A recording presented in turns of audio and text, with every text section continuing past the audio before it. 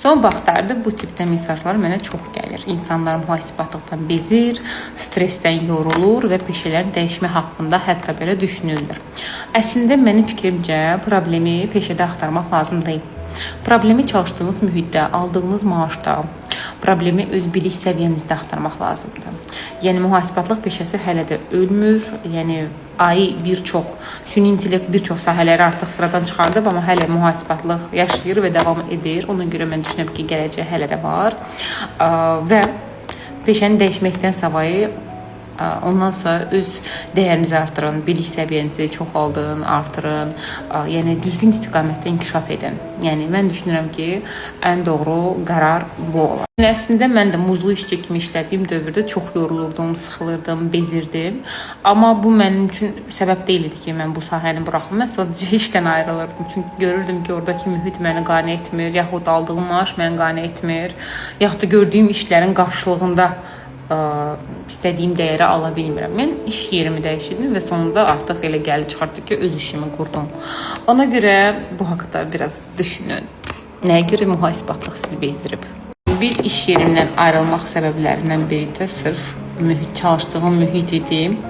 Çünki mənim üçün çox önəmlidir ki, çalışdığım mühit huzur dolu olsun, rahat olsun, belə əyləncəli olsun. Amma o yerdəki hardakı ancaq söz-söhbət, belə dedikodu, o mühitdə çalışmaq həqiqətən çox yorur və işə odaqlana bilmirsən, işə fikri diqqətli yönəldə bilmirsən, ancaq fikrin başqa söhbətlərdə idi. Yəni buna görə ayrılmışdım.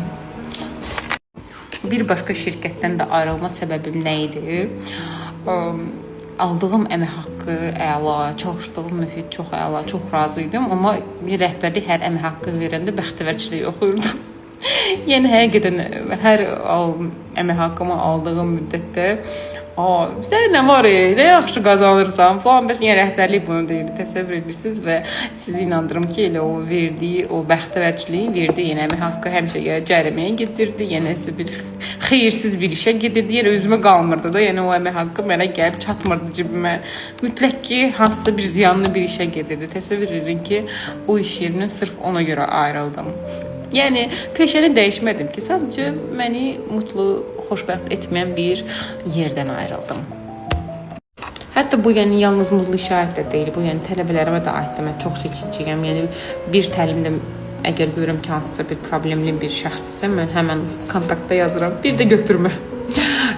Çünki problemli insanlarla çalışmağı sevmirəm. Çünki zaten bizim sahəmiz çox stresslidir. Hələ kiminsə də nazını çəkmək çox çətindir. Nazını çəkmək yaxud da dil tapmaq çox çətindir. Hətta bir dəfə mənim bir fərdi tələbəm var idi. Təlimə qoşulub, fərdi təlimə qoşulub və hər dərs bu cümləni istifadə edirdi. Mən niyə qoşuldum bu təliməyə? Mən bilmirəm niyə qoşuldum. Mən hər şeyi bildirəm belə baxanda. Mən bilmirəm bu təlim məndə qazandıracaq. Ay qurban olduğum, heç kəsi məcbur eləmir nəyisə qoşulmaq. Və təsəvvür edin ki, 12 dərs idi də fərdi təlim əvvəllər. O 12 dərs mənim yəni ömrüm qısaldı da. Yəni o qədər istəmirdim o da təlimi keçmək. Hər dəfə xanım qoşulanda mən əsəb keçirdim. Yəni belə. Gələnən ancaq təmizliklə məşğulam. Ev təmizliyi, qayışı qruminqa yazdırmışam, maşınımı uykuya vermişəm. Hələ ki 2 gündə ancaq təmizliklə məşğulam. İndi gedirəm maşınımı uykudan götürüm. Να τυχερές την καινούργια σου αγάπη.